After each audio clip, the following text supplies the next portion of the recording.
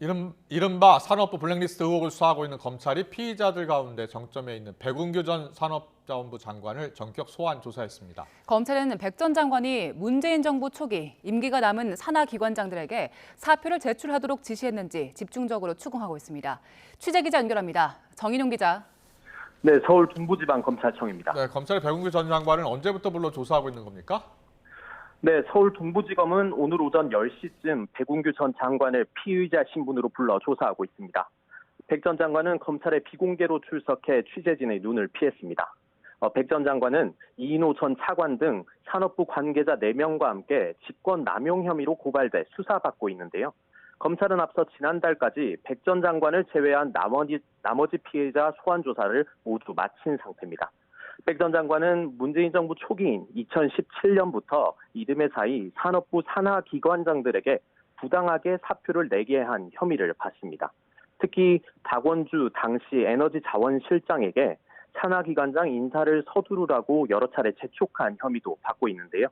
이 같은 정황은 앞서 대전지검이 월성원전 1호기 경제성평가 조작 의혹과 관련해 백 전 장관 등을 기소하면서 낸 공소장에도 고스란히 담겨 있습니다.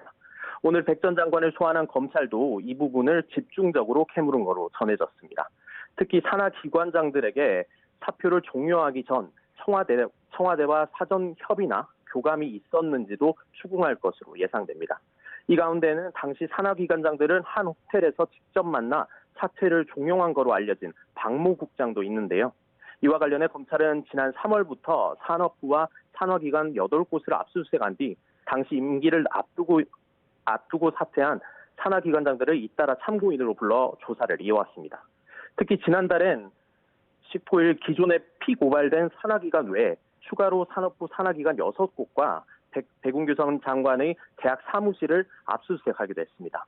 검찰은 앞서 환경부 블랙리스트 수사에선 청와대 고위 관계자가 개입한 정황을 포착하고도 이를 명확히 규명하지 못한 채 김은경 전 장관과 신민숙 전 균형인사 비서관만 기소하는 데 그쳤는데요. 이번엔 청와대 개입 의혹을 규명할 수 있을지 관심이 쏠립니다. 지금까지 서울 동부지검에서 전해드렸습니다.